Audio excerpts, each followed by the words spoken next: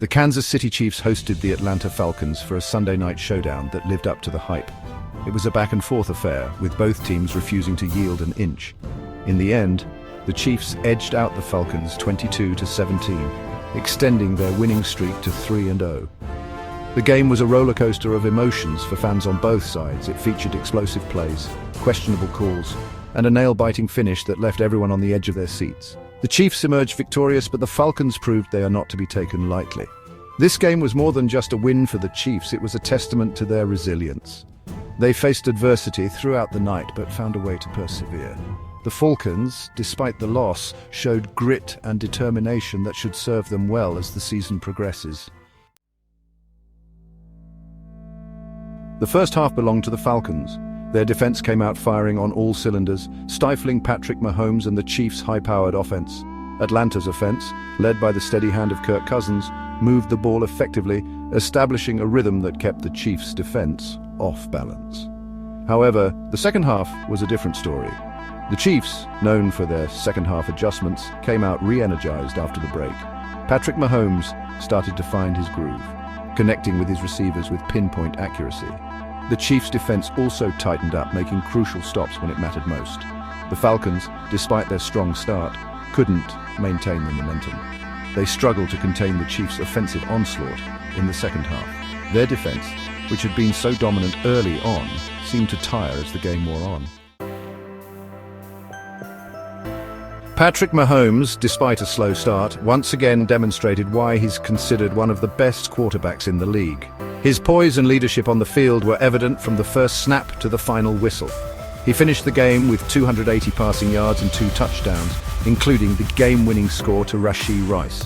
Mahomes' precision and ability to read the defense were key factors in the Chiefs' victory.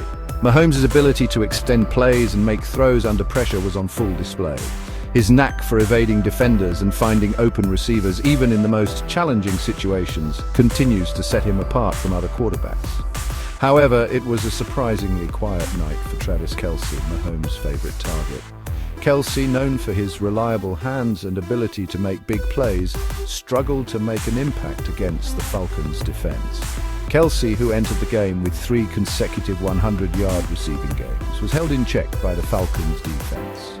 The Falcons' defensive strategy focused on limiting Kelce's opportunities, and it paid off. He finished with just 4 catches for 35 yards, a testament to the Falcons' defensive game plan. Their ability to contain one of the league's top tight ends was a significant factor in keeping the game close. While Kelce struggled to find his rhythm, the emergence of Rashee Rice as a reliable target was a positive sign for the Chiefs. Rice's performance added a new dimension to the Chiefs' offense, providing Mahomes with another dependable option. Rice, a rookie wide receiver, showcased his playmaking abilities, hauling in a spectacular touchdown catch that proved to be the game winner.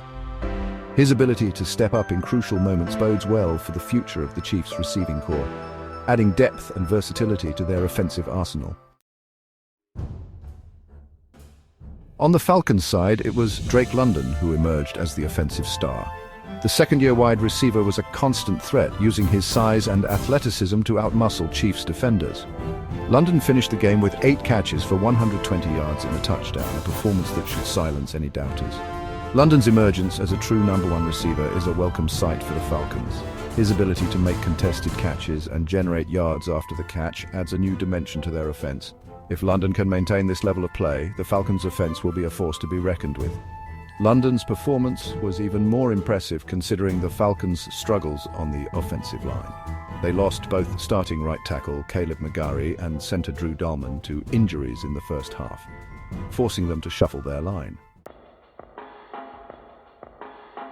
Section 5. The men in the trenches. The trenches were a battleground all night, with both teams boasting formidable defensive lines. The clash of these titans was a sight to behold as each side fought tooth and nail for every inch of turf. The intensity was palpable, with every snap of the ball bringing a new wave of ferocity and determination. Chris Jones, the Chiefs' star defensive tackle, was a disruptive force, consistently collapsing the pocket and putting pressure on Kirk Cousins. His presence was felt on nearly every play as he bulldozed through offensive linemen with sheer power and technique. Jones's ability to read the play and react swiftly made him a nightmare for the Vikings' offense. He finished the game with 2 sacks and a forced fumble, reminding everyone why he's one of the most feared defenders in the league. His relentless pursuit of the quarterback and his knack for making game-changing plays were on full display. Each sack and forced fumble not only halted the Vikings' momentum, but also energized his teammates and the crowd. For the Falcons, Grady Jarrett was a man possessed. His performance was nothing short of spectacular, as he seemed to be everywhere at once, disrupting plays and making key tackles. Jarrett's agility and strength allowed him to penetrate the offensive line with ease, creating chaos in the backfield. The veteran defensive tackle was a force in the middle of the line, clogging running lanes and making life difficult for Patrick Mahomes. His ability to anticipate the snap and explode off the line was crucial in stifling the Chiefs' running game. Jarrett's presence in the middle forced Mahomes to make quick decisions, often leading to hurried throws and missed opportunities.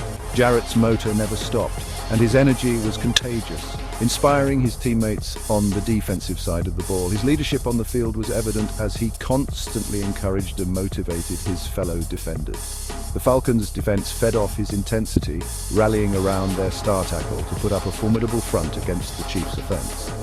The battle in the trenches was a microcosm of the game itself, a hard-fought physical affair that often came down to inches.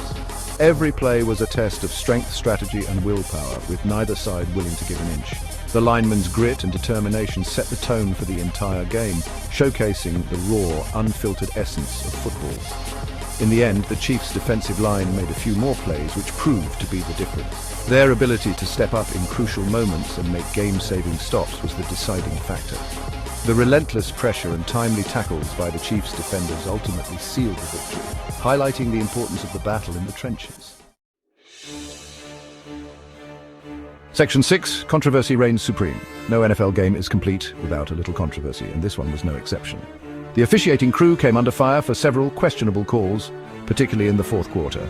One such call, a pass interference penalty against the Falcons that negated a potential game-tying touchdown, left Atlanta fans fuming. Another controversial no-call on a potential pass interference against Kyle Pitts in the end zone only added fuel to the fire. Replays appeared to show contact between Pitts and the Chiefs' defender, but the officials deemed it insufficient to warrant a flag. These calls, while debatable, ultimately had a significant impact on the outcome of the game. The Falcons, who were in a position to tie or even take the lead in the fourth quarter, were left wondering what might have been. Section 7, shifting tides in the standings.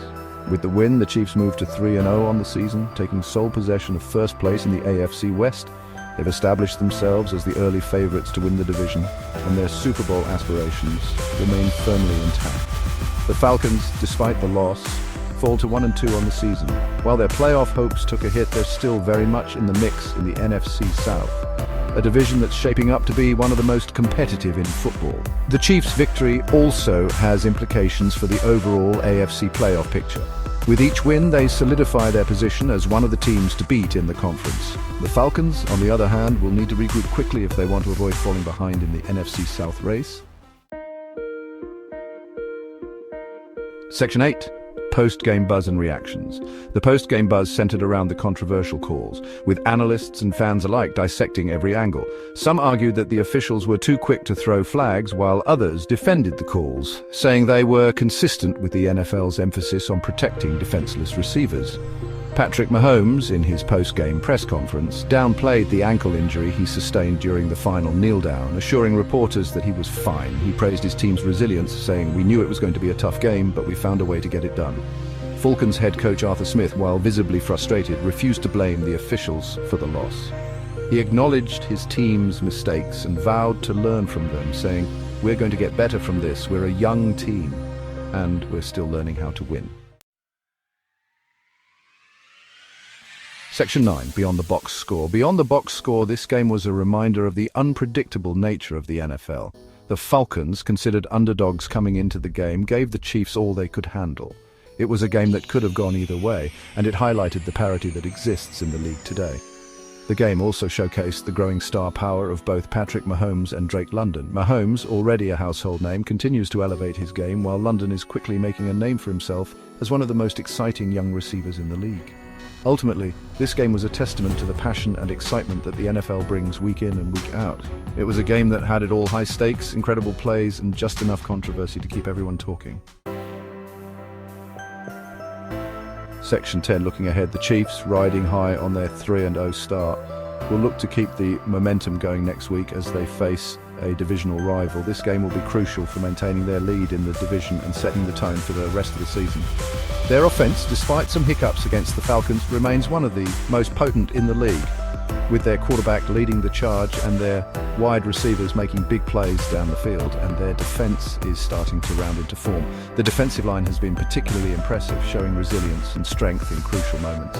The Falcons, now 1-2, face an uphill battle in a competitive NFC South.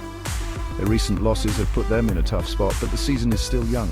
They'll need to find a way to overcome their offensive line woes, which have been a significant issue, leading to their quarterback being under constant pressure, and get consistent production from their offense if they want to make a playoff push. The talent is there, but execution has been lacking.